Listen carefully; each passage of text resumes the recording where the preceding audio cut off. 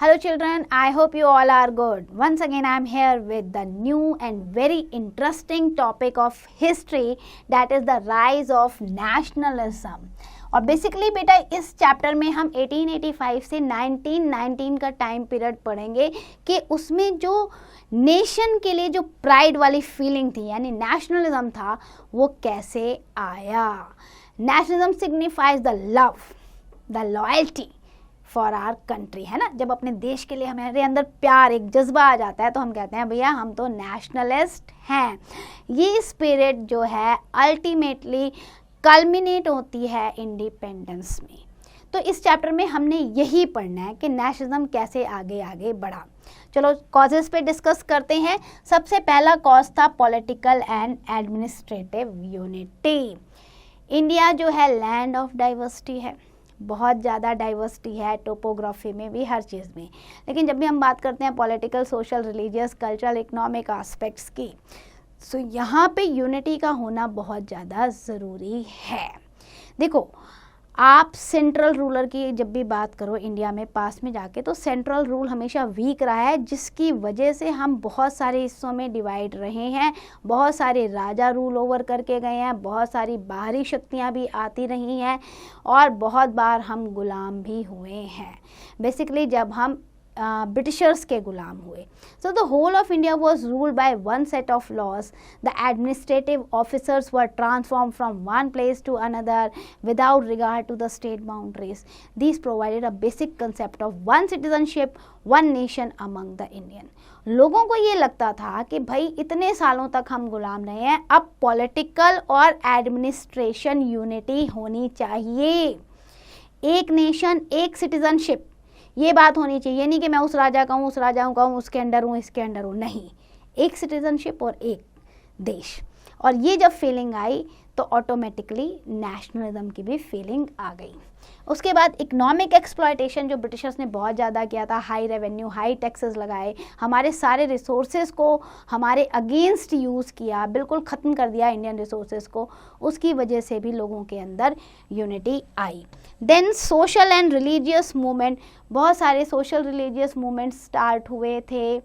English language और western ideas जो है वो स्टार्ट हुआ था. इसको पढ़कर लोगों के अंदर लिबर्टी, फ्रीडम, इक्वालिटी, फ्रेटर्निटी ऐसे शब्द जो हैं लोगों के दिमाग में आए. उसको, उस फिलॉसफी को अंडरस्टैंड करना शुरू किया और अपना नेशनलिज्म की फीलिंग को इंक्रीज़ किया. जो रिलीजियस मूवमेंट थे उससे समाज में जो हमारी जो बुराइयां थी ना सोशल लेवल पे या रिलीजियस लेवल पे, वो धीरे धीरे इरेडिकेट हो रही थी और हमारे अंदर सेल्फ रूल की जो फीलिंग है वो इमर्ज होती जा रही थी. देन मीन्स ऑफ कम्युनिकेशन और ट्रांसपोर्ट जो ब्रिटिशर्स ने अपने लिए डेवलप किया था, railway, road, canals, telegraph, wireless, postal service etcetera, इसने भी कहीं ना कहीं लोगों को इंटीग्रेट किया और स्पिरिट ऑफ नेशनलिज्म को स्ट्रॉन्ग बना दिया. इसके बाद इंटरनेशनल इवेंट्स जो हुए उससे भी हमारी आंखें खुल गईं जब हमने देखा कि भैया हर देश में इकोनॉमिक डेवलपमेंट हो रहा है, डेमोक्रेटिक मूवमेंट्स हो रहे हैं, अमेरिकन वॉर ऑफ इंडिपेंडेंस हो रहा है, फ्रेंच में रेवोल्यूशन हुई है, रशिया में रेवोल्यूशन हुई है, वर्ल्ड वॉर 1 जो है, डिफीट ऑफ रशिया जो हुई at the hands of Japan, ये सारी इवेंट्स जो है कहीं ना कहीं हमें झकझोर के रह गए कि अगर इंटरनेशनल लेवल पे ऐसा हो सकता है तो नेशनल लेवल पे हम क्यों नहीं अपने देश की आज़ादी के लिए लड़ते. उसके बाद प्रेस और लिटरेचर ने भी अपना काम किया. प्रेस ने अच्छे अच्छे ऐसे आर्टिकल पब्लिश किए, पैम्फलेट लिखे गए और लिटरेचर में ऐसी कहानियाँ, ऐसी थ्योरी, ऐसी आइडियोलॉजी लिखी गई जिससे लोगों को समझ में आया कि हमें यूनाइट होकर देश के लिए, देश की आज़ादी के लिए लड़ना है. जैसे संबंध कौमुदी हो गई, बॉम्बे समाचार हो गया, आपका बंगा दूता हो गया है, इस तरीके से केसरी हो गया, अमृत बाजार पत्रिका हो गई, हिंदू, पैट्रियट, ट्रिब्यून, बहुत सारे न्यूज़पेपर, मैगजीन, आर्टिकल्स और इवन आपके राइटर बंकिम चंद्र चट्टोपाध्याय जिन्होंने आनंद मठ लिखा, फिर आपके हो गए वंदे मातरम उन्होंने लिखा, भारत तेंदु हरिश्चंद्र ने हिंदी में लिखा, मधुसूदन दास हो गए. तो इस तरीके के राइटर्स आए जिन्होंने ऐसी स्टोरीज़, ऐसे आर्टिकल, ऐसे पैम्पलेट को ला के रख दिया जिसे पढ़कर लोगों के अंदर ये फीलिंग आई नेशनलिज्म की. एडमिनिस्ट्रेशन ऑफ लॉर्ड लुट्यन की बात करें तो Afghan war drained out on the economic resource of India. आपने बॉलीवुड की मूवी भी देखी होगी अक्षय कुमार की ना, केसरी, वो इस अफगान वॉर पे ही बेस्ड थी। So this war occurred during the period of Lord Lytton. Moreover, he arranged the Delhi Darbar to declare Queen Victoria the Empress of India. भाई जब ये वॉर हो गई तो उन्हें लगा कि अब जो है क्वीन विक्टोरिया को डिक्लेयर कर देना चाहिए कि वो जो है इंडिया की रानी हैं। लेकिन क्या हुआ कि एडमिनिस्ट्रेशन अच्छे से नहीं हुआ, फेमाइन आने लगा, एपिडेमिक फैलने लगे, वर्नाकुलर प्रेस एक्ट ने कहीं ना कहीं इंडियन प्रेस की स्वतंत्रता को छीन लिया। तो ये जो सारा रॉन्ग एडमिनिस्ट्रेशन हुआ उसकी वजह से भी लोग यूनाइट हो गए, वाइड स्प्रेड एंगर आ गया था उनके अंदर। एल्बर्ट बिल जो आया, एल्बर्ट बिल कंट्रोवर्सी, जब लॉर्ड रिपन जो थे वो वाइसराय थे इंडिया के, the Albert bill was presented. अब ये बिल क्या था बेटा, इसके अंदर ये प्रपोज किया गया था कि जो इंडियन जज हैं वो किसी भी यूरोपियन केस को हैंडल नहीं कर सकते, उसकी सुनवाई नहीं कर सकते। And this is very wrong. जज तो जज होता है, उसकी कोर्ट में कोई भी केस आ सकता है, लेकिन यूरोपियन केस, यूरोपियन सिटीज़न का कोई भी केस उनके पास नहीं आएगा। तो इस बिल से भी जो है बहुत ज़्यादा लोगों के अंदर जो डिससेटिस्फेक्शन आया। उसके बाद आपका आता है maladministration of Lord Curzon. Lord Curzon तो वैसे ही बंगाल को डिवाइड करके चले गए थे on the name of religion. East Bengal बना दो, वेस्ट बंगाल बना दो, यहाँ पे मुस्लिम ज़्यादा रहते हैं, यहाँ पे हिंदू ज़्यादा रहते हैं, जिसकी वजह से स्वदेशी और बॉयकॉट मूवमेंट चला और लोग यूनाइट हुए। Pride in the past glory, री इंटरप्रिटेशन हुआ हिस्ट्री का, अपने पास्ट को पढ़ाया गया लोगों को कि भैया तुम महाराणा प्रताप की संतान हो, पृथ्वीराज चौहान की संतान हो, ऐसा प्राइड पास रहा है। इंडस वैली सिविलाइजेशन यहाँ रही है, आपका मैथमेटिक्स, आर्ट, साइंस, हर चीज़ इंडिया ने वर्ल्ड को दिया है, हम कहीं से भी प्रिमिटिव नहीं है। तो इसमें अपनी ग्लोरी, अपनी प्राइड महसूस करो और स्ट्रेंथन करो अपनी पावर को। Then racial arrogance of the rulers and British, ये जो रेशियल डिस्क्रिमिनेशन इन्होंने किया ना, उससे भी इंडिया में डिससेटिस्फेक्शन आ गया और लोगों के अंदर नेशनल कॉन्शियसनेस की फीलिंग आनी शुरू हो गई। After that formation of INC 1885 में जो इंडियन नेशनल कांग्रेस बनी, उसने एक प्लेटफॉर्म दे दिया कि कैसे ब्रिटिशर्स से अपनी बात रखनी है और कैसे अपनी बात मनवानी है। तो इससे भी जो है नेशनल मूवमेंट स्टार्ट हुआ। तो ये सारे रीज़न थे नेशनलिज्म को अराइज करने के। अब हम बात करते हैं कि 1857 के बाद क्या पॉलिटिकल एक्टिविटीज़ हुई इंडिया में। स्पेशली अगर आप देखोगे जो एजुकेटेड सोसाइटी थी, they had taken part in the revolt of 1857। Middle class ने पार्टिसिपेशन नहीं किया था। एजुकेटेड इंडियन जो है उन्होंने बाद में धीरे धीरे रिस्पॉन्सिबिलिटी ली पॉलिटिकल एक्टिविस्ट की कि भैया अब पॉलिटिक्स में पार्टिसिपेट करना बहुत ज़्यादा ज़रूरी है। तो उन्होंने रिप्रेजेंटेटिव बॉडीज़ में like freedom of press, free expression of ideas, इन सब में के लिए उन्होंने अपनी आवाज़ उठाई थी। These demands were matured and gradually Indian also realized कि भाई इंडिविजुअल वॉइस से काम नहीं होगा जब तक मास वॉइस नहीं जाएगी ब्रिटिशर्स के कानों में। हम सबको मिलकर एक आवाज़ में ब्रिटिशर्स को बताना होगा कि हमें क्या चाहिए। सो बंगाल इंडियन एसोसिएशन फॉर्म हुई कैलकाटा में 1851 में। उसके बाद इंडिया लीग हुई, उसके बाद आपका इंडियन एसोसिएशन हुई जो सुरेंद्र नाथ बनर्जी ने बनाई थी। तो इस तरीके से धीरे धीरे एसोसिएशन फॉर्म होने शुरू हो गई जहाँ पे बहुत सारे लोग मिलकर डिस्कशन करते थे, बात को रखते थे, प्रॉब्लम्स को रखते थे और कैसे ब्रिटिशर्स को उसके फेवर में लाना है वो सारा डिस्कस यहाँ पर किया जाता था। और उसके बाद तो INC ही बन गई, इंडियन नेशनल कांग्रेस, जो साल में एक बार तो ज़रूर मीटिंग करती थी देश के अलग अलग पार्ट में। इसके अलावा जो अदर ऑर्गेनाइजेशन बनी, बॉम्बे प्रेसिडेंसी एसोसिएशन थी, पूर्ण सार्वजनिक सभा हो गई, देन आपका हो गई महाजना सभा। तो इस तरीके की सभाएं भी जो है बनने शुरू हो गई।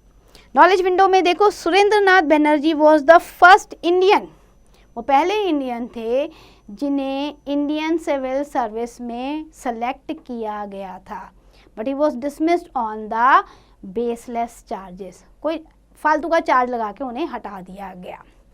अब हम बात करते हैं INC की फॉर्मेशन कैसे हुई थी।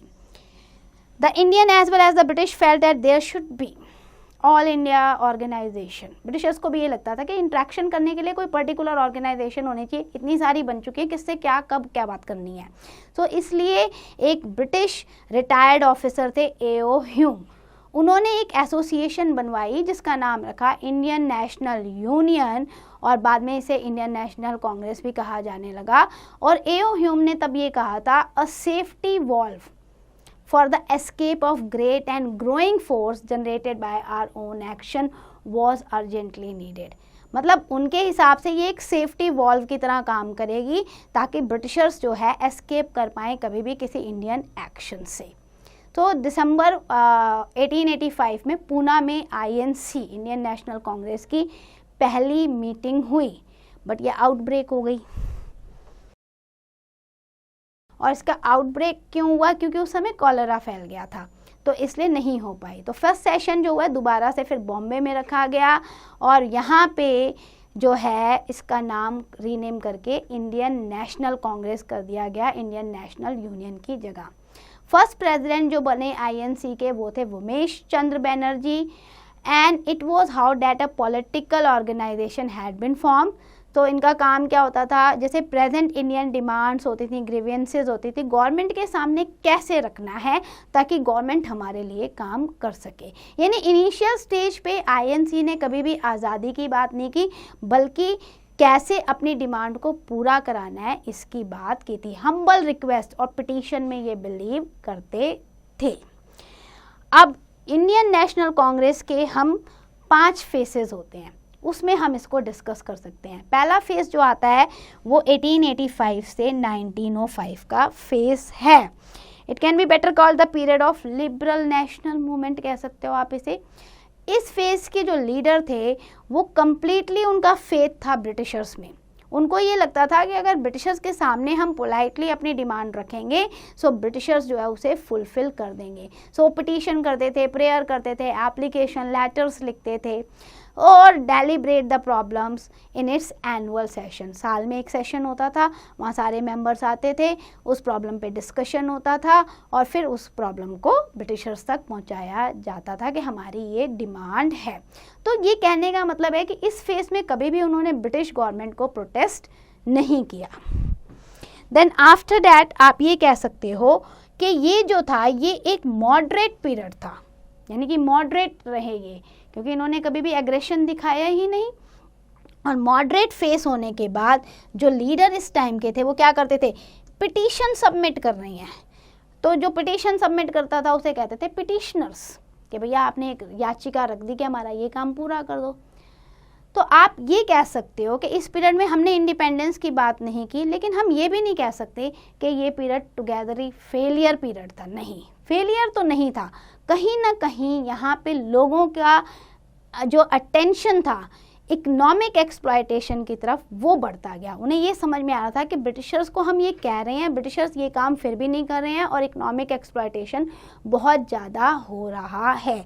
अगर हम ग्रेट अचीवमेंट की बात करें इस पीरियड की, so more and more people were drawn to the annual session, यानी कि मास पार्टिसिपेशन होना शुरू हो गया। लार्ज नंबर ऑफ पीपल अब जो है वो पार्टिसिपेट करने लग गए थे INC के सेशन में। देन सेकेंड फेज़ की अगर हम बात करते हैं तो सेकेंड फेज़ आपका 1905 से 1919 तक चलता है बेटा। और इस फेज़ में मैनी यंग इंडियंस जो थे they felt that no purpose could be achieved without struggle. उन्हें लगता था थोड़ा सा एग्रेशन होना चाहिए, थोड़ा स्ट्रगल होना चाहिए था, इसलिए इस फेज़ को एक्सट्रीमिस्ट फेज़ कहा जाता है। क्योंकि यहाँ पे क्या उन्हें लगता था पिटीशन तो फेल्ड होती जा रही है, ब्रिटिशर्स के पास कोई भी डिमांड रखो वो पूरा नहीं करते, तो नो चेंज होगा जब तक हम वो बहुत रेडिकल्स नहीं होंगे। मॉडरेट नहीं होना है, हमें थोड़ा एग्रेशन दिखाना है। देन इकोनॉमिक एक्सप्लॉयटेशन जो हो रहा था डे बाय डे ब्रिटिश के हैंड से, उसकी वजह से भी इनके अंदर गुस्सा आ रहा था। पॉलिटिकल एक्टिविटीज़ जो थी वो कहीं ना कहीं इन एक्सट्रीमिस्ट फेस की लोगों के अंदर रिलीजियस और सोशल जागरूकता लेकर आ रही थी। उसके बाद क्या हुआ, प्लेग आ गया, फेमाइन आ गया, उससे इंडियन की कंडीशन और ज़्यादा जो है वर्स्ट हो गई थी। तो उस वजह से भी उन्हें ये लगता था कि भैया हम इस तरीके से काम नहीं कर सकते। देन आपका ये माल एडमिनिस्ट्रेशन जो लॉर्ड कर्जन ने किया, इससे और एग्रेशन इस फेज के टाइम पे आया। पार्टीशन ऑफ बंगाल हुआ तो British realise Hindu Muslim unity अगर रहेगी तो हम इंडिया पे कभी भी रूल ओवर नहीं कर पाएंगे और 1857 जैसी रिवॉल्ट को हमें फिर से फेस करना पड़ेगा। इसीलिए लॉर्ड कर्जन ने एक ऐसा प्लान बनाया जिसमें उन्होंने बोला कि ईस्ट बंगाल में मुस्लिम पॉपुलेशन ज़्यादा है और इधर वाले बंगाल में हिंदू पॉपुलेशन ज़्यादा है, उसके अकॉर्डिंग हमें डिवीज़न करना है क्योंकि एडमिनिस्ट्रेशन प्रॉपर नहीं हो रहा है। तो ऑन द रिलीजियस लाइन उन्होंने बंगाल को डिवाइड कर दिया धर्म के नाम पे, जिससे लोगों के अंदर बहुत गुस्सा है। और देखो आज भी बेटा जो ईस्ट बंगाल है, पहले ईस्ट पाकिस्तान बना भारत की आज़ादी के बाद और फिर ईस्ट पाकिस्तान से बांग्लादेश बना, यानी कि कम्प्लीटली हमारे हाथ से 1905 में ही ये चला गया था जब इसके टुकड़े हुए। People of Bengal realise that real intention of British government is divide and rule, कि भैया ये तो हमें ख़त्म करके रहेंगे। सो आउटकम क्या निकला पार्टीशन ऑफ बंगाल का? पीपल लॉस्ट द फेथ, लोगों को भी समझ में आ रहा था कि ब्रिटिशर्स क्या कर रहे हैं, ये गलत हैं। एंड द नेशनल सेंटिमेंट लोगों के अंदर अराइज हो गया। एक्सट्रीमिस्ट को ये अपॉर्चुनिटीज़ मिल गई कि भैया अब मॉडरेट लीडर्स जो थे उनको नहीं चलाना है देश, हमें चलाना है। आईएनसी जो है वो एक्सट्रीमिस्ट चलाएगी क्योंकि लोगों का फेथ अब इनके अंदर आने लग गया था। सो एक्सट्रीमिस्ट लीडर और उनकी वर्किंग को अगर हम देखें तो extremist doesn't means the violence, इसका मतलब ये नहीं है कि वो खून खराबा करेंगे, वायलेंस में वो बिलीव नहीं करते थे, लेकिन एक एग्रेशन थोड़ा सा आ गया, सेल्फ रिलायंस आ गया। बार बार ये पिटीशन नहीं करनी है, अब अपनी सेल्फ रिलायंट और सेल्फ कॉन्फिडेंस सेल्फ रिस्पेक्ट को रखते हुए हम अपना काम करेंगे, अपनी ऑर्गेनाइजेशन बनाएंगे। स्वदेशी मूवमेंट चलाया, बॉयकॉट मूवमेंट चलाया कि बॉयकॉट कर दो, अगर हम इनकी गुड्स को यूज़ ही नहीं करेंगे ऑटोमेटिकली ये हमारी बात मानेंगे। सो रेडिकल चीज़ों को इन्होंने यूज़ किया। बाल गंगाधर तिलक हो गए इसमें जो एक्सट्रीमिस्ट लीडर थे। बाल गंगाधर के ने क्या था, Swaraj is my birth right and I will have it, भाई जो स्वराज है मेरा जन्मसिद्ध अधिकार है और मैं इसे लेके रहूँगा। तो इस तरीके के जब इन्होंने एक्सट्रीमिस्ट ने स्लोगन देने शुरू कर दिए, हड़ताल करनी शुरू कर दी, रैलीज शुरू कर दी, डिमॉन्स्ट्रेशन, प्रोसेशन, पिकेटिंग, दुकानों को बंद करना स्टार्ट कर दिया, तो भाई लोगों का फेथ इनमें ज़्यादा बढ़ने लग गया। और इसमें आपके लाला लाजपत राय, तिलक जी, बिपिन चंद्र पाल, इन तीनों को जो है लाल बाल पाल भी कहा जाता है। इसके अलावा अरबिंदो घोष भी एक्सट्रीमिस्ट लीडर थे। स्वदेशी और बॉयकॉट मूवमेंट की बात करें तो बेटा मैंने आपको पहले ही बताया, बंगाल का जब विभाजन किया था, डिवीज़न किया था 1905 में, तब एक्सट्रीमिस्ट लीडर ने ये स्वदेशी और बॉयकॉट मूवमेंट चलाया था। स्वदेशी का मतलब होता है वंस ओन कंट्री, यानी अपनी कंट्री में बने हुए प्रोडक्ट को यूज़ करो, और बॉयकॉट का मतलब होता है जितनी भी फॉरेन गुड्स हैं, फॉरेन इंस्टीट्यूशन है, उनको आप छोड़ दो, बॉयकॉट कर दो। तो जो स्टूडेंट्स थे वो ब्रिटिश इंस्टीट्यूशन, ब्रिटिश स्कूल से उन्होंने बॉयकॉट कर दिया, बाहर निकल के आ गए, कॉलेजेस छोड़ दिए, यूनिवर्सिटी से टीचर्स बाहर आ गए, लॉ कोर्ट से जो लॉयर्स थे उन्होंने अपनी प्रैक्टिसेस छोड़ दी। तो इस तरीके से स्वदेशी और बॉयकॉट मूवमेंट ने कहीं ना कहीं ब्रिटिश साम्राज्य की नींव को हिला दिया था। डिफरेंसेस देखें बेटा between the moderates and extremist, ये तो हो गया था भाई कि आईएनसी में अब दो ग्रुप बन गया, एक मॉडरेट्स और एक एक्सट्रीमिस्ट। मॉडरेट्स मतलब 3P, भैया सिर्फ वो P में बिलीव करते थे, पिटीशन कर लो, प्रेयर कर लो, है ना।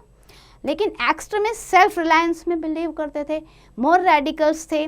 सो मॉडरेट एंड एक्सट्रीमिस्ट का स्वदेशी और बॉयकॉट में भी डिफरेंस ओपिनियन था।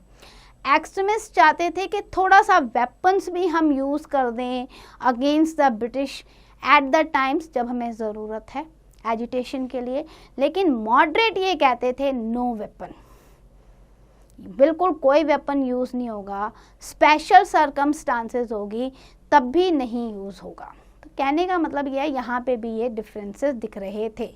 स्वदेशी और बॉयकॉट का अगर इम्पैक्ट देखें तो इम्पैक्ट बहुत ज़्यादा पड़ा, क्योंकि ये एक ऐसा समय था जब इंडियन इंडस्ट्री उभर कर आई। क्यों?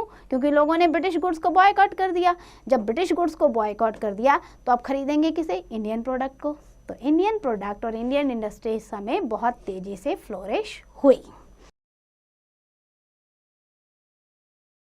देन सूरत स्प्लिट की बात करते हैं हम, क्योंकि डिफरेंस ओपिनियन होता जा रहा था मॉडरेट और एक्सट्रीमिस्ट में, और इसकी वजह से आईएनसी के मेंबर्स में डिवीजन होना शुरू हो गया। एक्सट्रीमिस्ट ने एडवोकेट किया, बॉयकॉट किया फॉरेन गुड्स को, यूज़ ऑफ स्वदेशी गुड्स को उन्होंने जो है फेवर किया, प्रपोज किया नेशनल स्कीम ऑफ एजुकेशन को। हाउएवर जो मॉडरेट लीडर थे आईएनसी के, उनका तो कॉन्फ्लिक्ट था गवर्नमेंट के साथ, तो वो ऐसा नहीं चाहते थे कि कोई भी ऐसा एग्रेसिव स्टेप लिया जाए जिससे ब्रिटिशर्स और नाराज़ हो जाएं।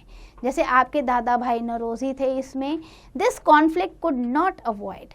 1907 में जब पूना में आईएनसी का सेशन हुआ तो number of the moderate was more and extremist turned out of the Congress.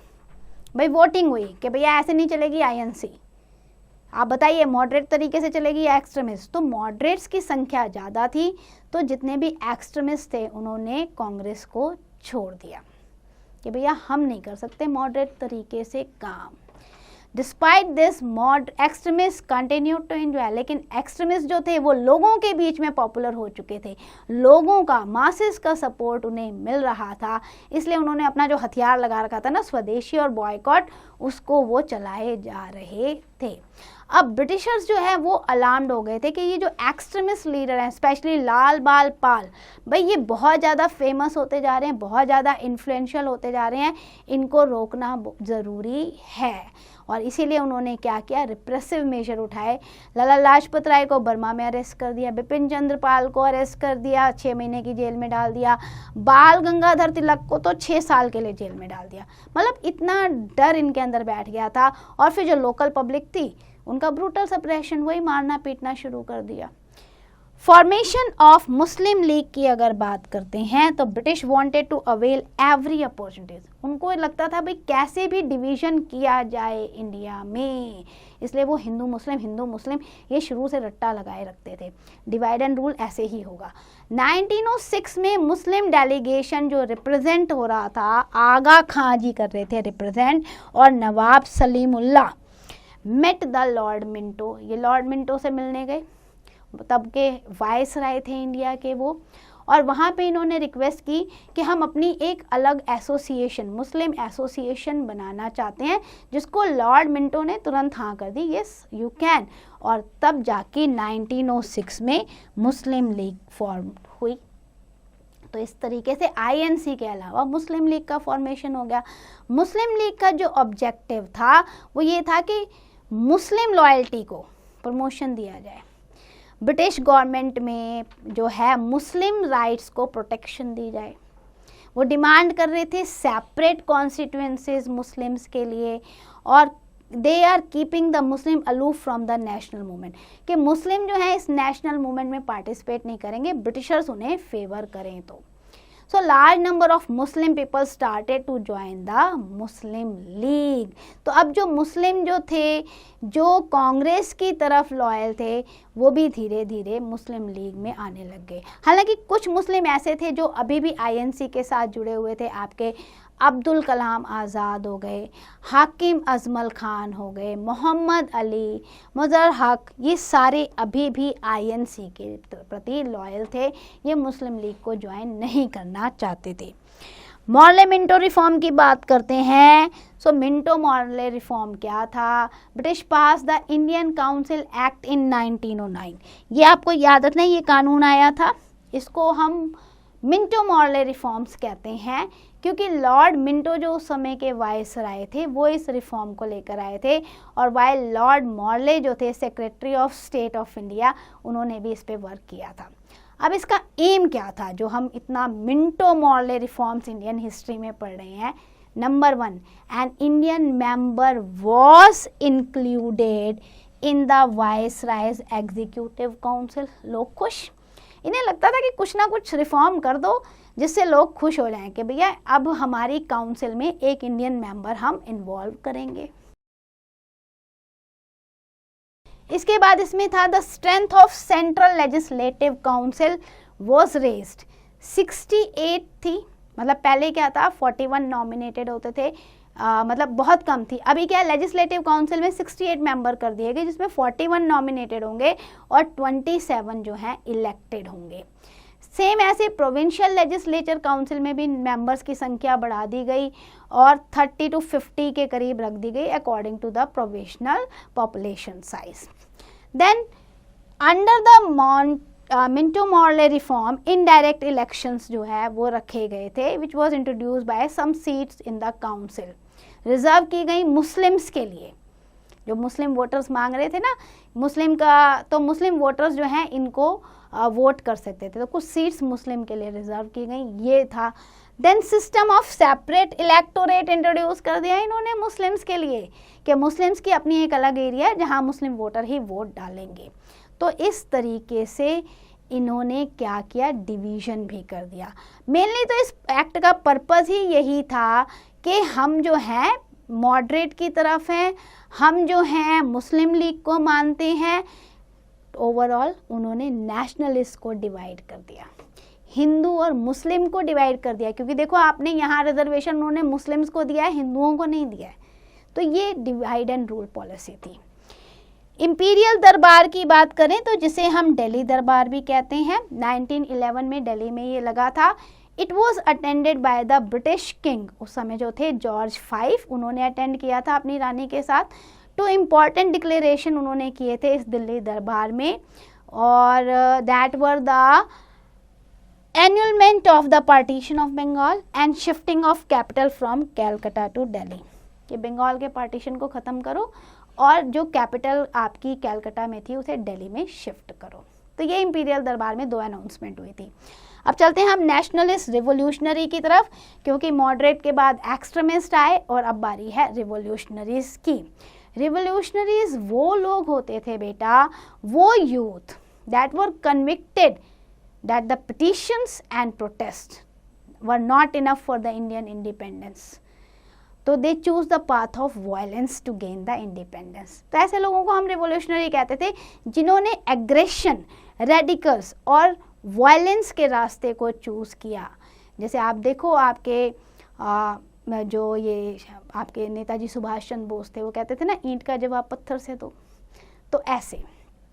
अब ये रिवोल्यूशनरीज जो थे पंजाब, महाराष्ट्र, बंगाल में अपनी एक्टिविटीज़ को परफॉर्म कर रहे थे। इसमें आपके प्रफुल्ल चक्की, खुदीराम बोस जो है ये सब भी आते हैं। इन्होंने 1908 में क्या किया, किंग्सफोर्ड को मारने का अटेम्प्ट किया गया था, और जो ये पकड़े गए, एस्केप तो हुए लेकिन बाद में पकड़े गए, उन्हें जो है मार दिया गया। फॉर्मर कमिटेड द सुसाइड, जो प्रफुल्ल चक्की थे उन्होंने सुसाइड कर ली थी। और उसके बाद आप देखो ऐसी बहुत सारी रिवोल्यूशनरी एक्टिविटीज़ हुई। Many Indian revolutionaries work in other countries also, India में ही नहीं बेटा, अलग अलग कंट्रीज़ में भी काम कर रहे थे। US, German, Indo China, Singapore, middle east, यहाँ पे भी ये काम कर रहे थे। इम्पॉर्टेंट इसमें जो रिवोल्यूशनरी थे वो वी.डी. सावरकर थे, लाला हरदयाल सिंह थे, देन मदन लाल थे, आपके मैडम बीकाजी कामा थी, रसचंद्री बोस थी। तो इस तरीके से सभी लोग मिलकर काम कर रहे थे। नाउ मैनी इंडियन रिवोल्यूशनरीज जो अदर कंट्रीज़ में काम कर रहे थे, उसमें अब्दुल्ला सिंधी का नाम भी बहुत आता है। देन गदर पार्टी की हम बात करेंगे। ये भी एक रिवोल्यूशनरी पार्टी थी जो आउटसाइड इंडिया में बनी थी, यूएस और कनाडा में। अच्छा, ये इंडिया में नहीं, बाहर बनी थी। तो बेटा गदर पार्टी के जो ये लीडर्स थे ना, हरदयाल भाई जी जो थे, लाला हरदयाल सिंह और आपके सोहन सिंह, तो ये सारे लीडर्स ने मिलकर ये स्कोप बना दिया था कि शायद इंडिया को अब फ्रीडम मिल जाएगी, क्योंकि आउटसाइड द कंट्री इन्होंने इंडिया की फ्रीडम के लिए सपोर्ट गेन कर लिया था। Even they decided to raise an armed rebellion also, उन्होंने इसके लिए मनी भी कलेक्ट की, आर्म्स एम्यूनेशन भी कलेक्ट किए और बहुत सारे वॉलंटियर्स को तैयार भी किया और 1915 में इंडिया में भेजा भी, ताकि वो इंडिया की इंडिपेंडेंस के लिए लड़ाई लड़ सकें। तो गदर पार्टी का भी अपना ही एक रोल रहा है। फर्स्ट वॉर जो वर्ल्ड में हुई उसको हम डिस्कस करते हैं। 1914 से 18 तक वर्ल्ड वॉर 1 चली थी।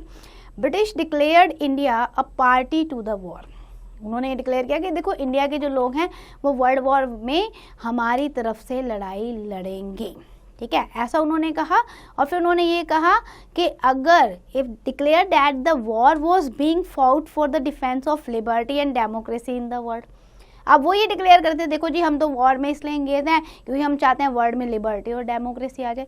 सो लोगों को लगा तुम्हें वर्ल्ड में लिबर्टी और डेमोक्रेसी चाहिए लेकिन इंडिया को लिबर्टी देने में प्रॉब्लम है, इंडिया में डेमोक्रेटिक फॉर्म्स ऑफ गवर्नमेंट लाने में प्रॉब्लम है। तो यहाँ पर जो लोगों के अंदर नेशनलिज्म की फीलिंग थी वो इमर्ज होकर आ गई। Congress cooperated with the British government in the war and in its efforts, ये सोचकर कि शायद वर्ल्ड वॉर 1 के बाद ब्रिटिशर्स हमें आज़ादी दे देंगे, पर ऐसा हुआ नहीं। इसके बाद आता है आपका 1916 का लखनऊ पैक्ट। ये पैक्ट मतलब एग्रीमेंट जो है मुस्लिम लीग और आईएनसी के बीच में हुआ था, क्योंकि देखो ये लोग सेपरेट हो चुके थे, अपनी अपनी अलग एसोसिएशन बना चुके थे। तो यहाँ पे आईएनसी के मेंबर्स ने मोहम्मद अली जिन्ना जो मुस्लिम लीग के प्रेसिडेंट थे उनकी डिमांड्स को माना। उन्होंने कहा ठीक है काउंसिल में मुस्लिम्स को जो है रिप्रेजेंटेशन सेपरेट मिलेगी, और उन्होंने ये डिसाइड किया कि कांग्रेस में जो है मुस्लिम लीग अपने तरीके से काम कर सकती है। सो ये दोनों पार्टीज़ ने फिर हैंड्स ज्वाइन किया कि हम मिलकर इंडियन नेशनल मूवमेंट में लड़ाई लड़ेंगे। जब आईएनसी ने इनका सेपरेट रिप्रेजेंटेशन एक्सेप्ट किया तब जाके। तो ये था लखनऊ पैक्ट 1916 का। होम रूल मूवमेंट पे चलते हैं। 1916 में कुछ लीडर ने ये डिसाइड किया कि भाई हमें ऐसा मूवमेंट चलाना चाहिए that is use for home rule even when the world war 1 was being fought. तो 2 होम रूल लीग्स फॉर्म की गई, एक एनी बेसेंट चला रहे थे और दूसरे बाल गंगाधर चला रहे थे। द 2 वर ज्वाइन टुगेदर, दोनों ने फिर अपने आप को ज्वाइन कर लिया और एक ही होम रूल लीग बन के रह गए। And they demanded self government for India. अब ये होम रूल जो मूवमेंट चला उसमें उनकी डिमांड यही थी कि भैया इंडिया अब अपना गवर्नेंस खुद कर सकती है। और एनी बेसेंट ने बहुत अटेम्प्ट किए to unite the moderate and extremist of INC, और इसमें वो सक्सीड भी हुई कि भैया अगर आईएनसी में ही स्प्लिट रहेगा तो ब्रिटिशर्स को ये डिवीज़न नज़र आता है। Then she became the president of Congress in 1916 and उसके बाद धीरे धीरे एक्सट्रीमिस्ट जो थे वो स्ट्रांग होने लग गए आईएनसी में।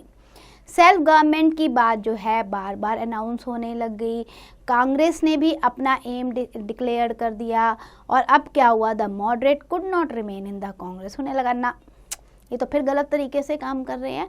सो उन्होंने अपनी ही फेडरेशन बना दी जिसका नाम रखा इंडियन लिबरल फेडरेशन, लेकिन इसका कोई ज़्यादा इम्पैक्ट पड़ा नहीं इंडियन पॉलिटिक्स में। इसके बाद आता है आपका Montague Chelmsford reforms 1919।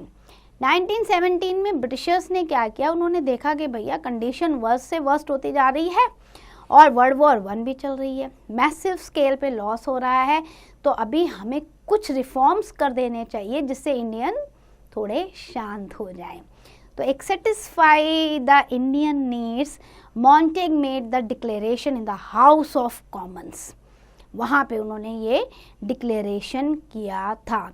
It will increase the association of Indian in every branch of administration, जहाँ पे उन्होंने बोला देखो जहाँ जहाँ हम एडमिनिस्ट्रेशन कर रहे हैं, जहाँ जहाँ हमारे डिपार्टमेंट हैं, वहाँ वहाँ हम इंडियन रिप्रेजेंटेटिव के नंबर्स को बढ़ा देंगे धीरे धीरे ताकि इंडियन एडमिनिस्ट्रेटर्स में आए। Now the British did not keep this word. आपको लगता है कि उन्होंने कह दिया, उन्होंने इसलिए कहा था कि वर्ल्ड वॉर 1 के टाइम पे इंडियन थोड़े शांत हो जाएं, लेकिन इंडियन को भी पता था। तो क्योंकि इसे चेम्सफोर्ड ने इंट्रोड्यूस किया था इसलिए इसे मॉन्टेग चेम्स रिफॉर्म कहा जाता है, और आप ये भी कह सकते हो the government of India act 1919। अब इसमें एक और बात इन्होंने रख दी कि सेपरेट और communal electorate for the communities, Anglos के लिए, एंग्लो इंडियंस के लिए अलग, सिख के लिए अलग, मुस्लिम्स के लिए अलग, मतलब सेपरेट इलेक्टोरेट भी इन्होंने इसमें दे दिया। आसानी से इंडिया को डिवाइड कर दिया इन्होंने पॉलिटिकली। अभी क्या था, इस समय तक इंडियन जो है अवेयर थे, वो डिससेटिस्फाइड हो गए, उन्होंने इस रिफॉर्म को नहीं माना। अब बात करते हैं हम रॉलेट एक्ट 1919 की। ये एक्ट जो है बेटा इंडियन हिस्ट्री में इसे ब्लैक लॉ भी कहा जाता है। ये बहुत हरिडली पास्ड हुआ था by the British imperial legislative council. उन्होंने ये एक्ट पास किया था। और पता है बेटा आपको इस एक्ट के अंदर क्या था कि Britishers can arrest any suspected political activist without any trial for 2 year. मतलब जिस पे भी उन्हें शक हो गया वो उसको अरेस्ट कर सकते हैं, वो उसे जज के सामने प्रोड्यूस नहीं करेंगे, 2 साल के लिए जेल में डाल देंगे। यानी ना फैमिली को इन्फॉर्मेशन, ना जज को इन्फॉर्मेशन, कोई चार्जशीट नहीं, कहीं भी किसी को भी सस्पेक्टेड को पकड़ लिया और जेल में डाल दिया 2 साल के लिए। तो ये तो हमारी सारी लिबर्टी को ही छीन रहा था। इसीलिए 1919 6 अप्रैल को जब ये एक्ट पास हुआ था तो इस डे को नेशनल ह्यूमिलिएशन डे के रूप में ऑल ओवर इंडिया में ऑब्जर्व किया गया था कि हमारी तो आज़ादी ही नहीं कहीं रहेगी, हमें तो पूरी तरीके से आप लोगों ने कुचल दिया। इसके बाद ट्रेजेडी हो गई जलियांवाला बाग। ये आपका जो है इनफेमस इंसिडेंस है। यहाँ पर क्या था कि डॉक्टर सत्यपाल रेड्डी और डॉक्टर सैफुद्दीन किचलू, ये 2 लोकल लीडर्स थे जो वहाँ के लोगों को ऑर्गेनाइज करते थे, इनको अरेस्ट कर दिया था 10 अप्रैल 1919 को। और उसके बाद क्या हुआ, ब्रिटिशर्स ने जो है अपना मार्शल लॉ भी इम्पोज कर दिया था। तो जलियांवाला बाग जो अमृतसर में है वहाँ पे क्राउड इकट्ठा हुआ पीसफुल तरीके से, with prior permission, without any arm, और वो मिलकर इकट्ठे होके, बेचारी कहते हैं ना शांत भीड़, जिसमें बच्चे भी थे, आसपास के लोग भी थे, औरतें भी थीं, वो सारे मिलकर सिर्फ यही डिस्कस कर रहे थे कि आगे क्या करना है। ठीक है, कुछ लोकल लोग भी थे, कुछ ऐसे भी थे वहाँ पे जो बैसाखी मनाने आए थे, 13 अप्रैल का डे था, लेकिन उन्हें पता नहीं था कि भाई अमृतसर में मार्शल लॉ लगा हुआ है। तो वो जाके चुपचाप जलियांवाला बाग में बैठ गए। और जलियांवाला बाग को बेटा आप देखोगे ना बड़ा नैरो एंट्री है, अभी तो गवर्नमेंट ने थोड़ा चौड़ा कर दिया, तब बिल्कुल नैरो पासेज था एंट्री के लिए, मतलब बहुत तंग रास्ता। उसके बाद ये राउंड में पूरा जलियांवाला बाग था। तो इसमें जो है डॉक्टर जो आपके जनरल डायर थे वो मिलिट्री कमांडर थे अमृतसर के, वो अपने पूरी सेना के साथ आ गए। उन्होंने पूरा एंट्री का गेट जो है, वही एक एंट्री एग्जिट का गेट था, उसको पूरा उन्होंने घेर लिया और विदाउट एनी प्रायर इंस्ट्रक्शन या चेतावनी दे देते या कुछ हिंट दे देते कि भैया मैं गोली चलाने जा रहा हूँ, भाग जाओ यहाँ से या कुछ है, नहीं, उन्होंने ऑल ऑफ सडन एंट्री करते ही गोलियाँ चलवा दी। अब वहाँ कोई और एग्ज़िट करने का रास्ता ही नहीं था, कोई वार्निंग नहीं दी थी उन्होंने, और इतनी ज़्यादा गोलियाँ, इतना ज़्यादा लोगों को मरवा दिया, मतलब बहुत सारे लोग वहाँ पर मारे गए। इसलिए हम कहते हैं कि ये फेमस इंसिडेंट्स रहा, ब्लड एगोनी ये रहा। जनरल डायर ने मतलब ऐसा सीन छोड़ दिया, शायद उसे लगता था कि मैं फीलिंग ऑफ टेरर क्रिएट कर पाऊँगा, लेकिन ऐसा हुआ नहीं, लोग और सड़कों पर उतर आए। According to Congress, more than 1,000 people were killed in this Jallianwala Bagh incidents। और जबकि अदर जो रिपोर्टर्स हैं वो ये बताते हैं कि 2000 से ज़्यादा तो इंजर्ड भी हुए थे। और गवर्नमेंट ने बोला खाली 400 से कम लोग मरे, उनके लिए 400 क्या 100 क्या, इस तरीके का गवर्नमेंट ने अपने डॉक्यूमेंटेशन में रिकॉर्ड दिया था। The aristocracy of the British government did not stop even at this। अब ब्रिटिशर्स ने क्या किया, मार्शल लॉ जो था पंजाब में तो प्रोक्लेम्ड किया था कि पूरा उसमें जो है एक आव की फीलिंग, एक टेरर की फीलिंग आ जाए। और जब लोग बाहर निकले ना इसके अगेंस्ट, उसके बावजूद जो है उन्होंने बहुत ब्रूटल सप्रेशन किया। इवन रविन्द्रनाथ टैगोर जो थे उन्होंने अपना टाइटल जो है वापस कर दिया नाइटहुड का, कि ये बहुत गलत काम आपने किया, इनोसेंट पब्लिक को जो है ब्रूटली मार दिया है। So that's end for the chapter. Let's do the quick revision. आप देखो देयर वर मेनी काउजेस हमने डिस्कस किए जो इंडिया में नेशनलिज्म की फीलिंग लाने में जिन्होंने सहायता की। बहुत सारी ऑर्गेनाइजेशन फॉर्म्ड हुई थी, जिसमें आपका बाद में आईएनसी फॉर्म्ड हुई 1885 में एओ ह्यूम में। फिर आईएनसी के 5 फेसेस थे, जिसमें से हमने डिस्कस किया है। फर्स्ट फेज जिसे मॉडरेट फेज कहते हैं, सेकंड फेज जिसमें एक्सट्रीमिस्ट लीडर वर्क करते हैं। एक्सट्रीमिस्ट ने स्वदेशी और बॉयकॉट को अपना वेपन बनाया। एंड मॉडरेट एंड एक्सट्रीमिस्ट जो है 1907 सूरत के सेशन में बिल्कुल अलग हो गए एक दूसरे से। मुस्लिम लीग जो है 1906 में फॉर्म्ड हो गई। सारे लॉ जो पास किए ब्रिटिशर्स ने, उसमें कहीं ना कहीं इंडियन को सप्रेस ही किया जा रहा था और डिवीज़न ही किया जा रहा था। फिर many revolutionaries worked in and outside of the country for the independence of India. उसके बाद हमने चेम्सफोर्ड रिफॉर्म्स को भी डिस्कस किया और रॉलेट एक्ट और जलियांवाला बाग इन फेमस इंसिडेंट्स को डिस्कस किया, जिससे कि नेशनलिज्म की फीलिंग इंडिया में और बढ़ती गई। So that's end for the chapter. I hope you understand. Please do the revision carefully.